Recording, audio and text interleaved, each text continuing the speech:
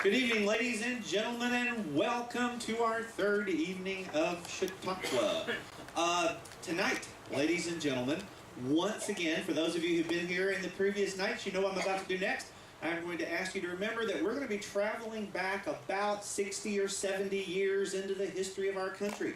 We're going to be meeting a gentleman who lived in the 20th century that passed away at the midpoint of the 20th century. And thus, there is a sound that is in your pocket, perhaps, or in your purse that would not have been there. Yes, phones were ringing in 1948, but they were not chirping in your pocket, and you had to actually go home to answer a phone. That being the case, I would invite you just to maintain that sort of the sense of, what do you call it, disbelief, the sense of the suspension of disbelief. To do that, I'm going to ask you, if you would, to simply silence, or actually, I'm going to unlock mine and turn it off as I have each night. There, it can be done. There. And it chirps and rings and turns off. And let me remind you and invite you to do that. Plus, of course, even in the 50s, as I remember from the 50s and sitting in the church pews, we do have the always timeless source of air conditioning. And if anybody needs a fan, of course we have fans along the outside edge here, and please help yourself. It's a little muggy tonight, I know. If you're going to be back tomorrow night, feel free to take the fan with you and bring it back. But if you're not, then just drop it off and we'll recycle these and use these again tomorrow. Anyway, that aside, let me explain once again how this works. Tonight, we are going to have a gentleman come to join us from the pages of history. A gentleman who has not actually been on this earth for some time. And in this unusual venue, we will hear him address you about his ideas in his actual words. And then, what makes Chautauqua so truly unique is that once he has addressed us briefly, you will then have a chance to ask him questions. You will have a chance to ask questions of a historic figure of great importance in his culture, and you will have a chance to talk to him and ask and find out what you want to know.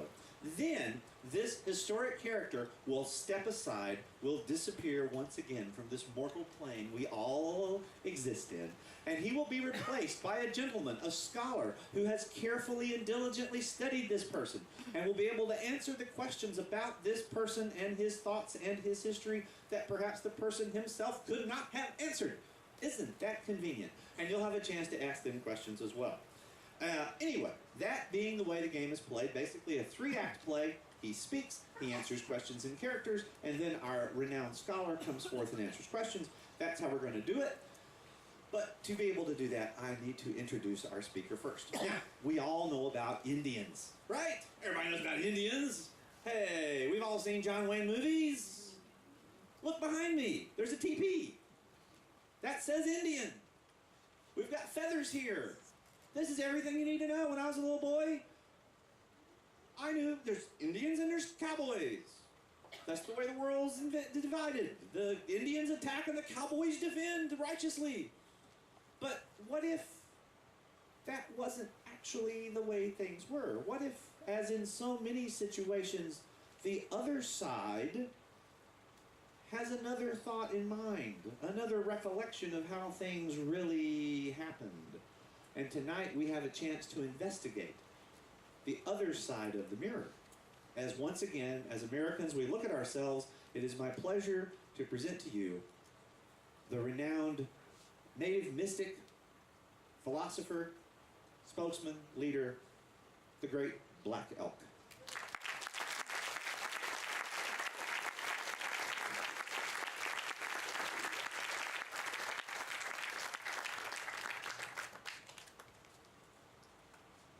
Aho. Aho, Kagiho. Hello, friends. It's a great pleasure to be here. And since you are my friends, I'm going to tell you the story of my life. If it was only my life, I wouldn't bother to tell you about it, because what is it that a man would make much of his many winters, even when they bend you like a winter's snow? But this story that I tell you is a good story about Wakon, the Great Spirit, and how we, the two-legged, lived in harmony with the four-legged, the winged, and all the green things. For we are from one mother, and we have one spiritual father. This is the story of a people who have a broken hoop and whose sacred tree cannot flower and bring forth blossoms with birds singing in that tree. This is the story about an old man who was unable to use his vision to help his people. But the vision was good, and the vision is good. And for that reason, it is good that I tell you this story. But in order to do all the right things, because I have to do my duty, I will ask you to come with me as I evoke and pray and ask for a little guidance so that things that I say be true in this endeavor.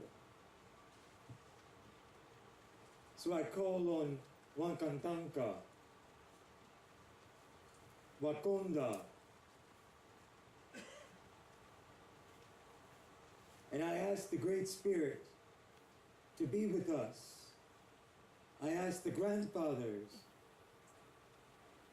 the 6 grandfathers, to come with me on this journey.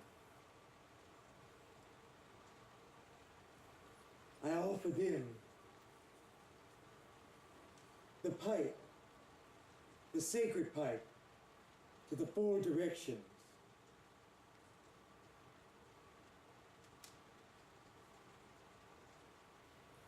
I ask that the thunder beings, my grandpas, come with me so that what I say and what you hear and what you take from this gathering will be true and helpful. Chanupa.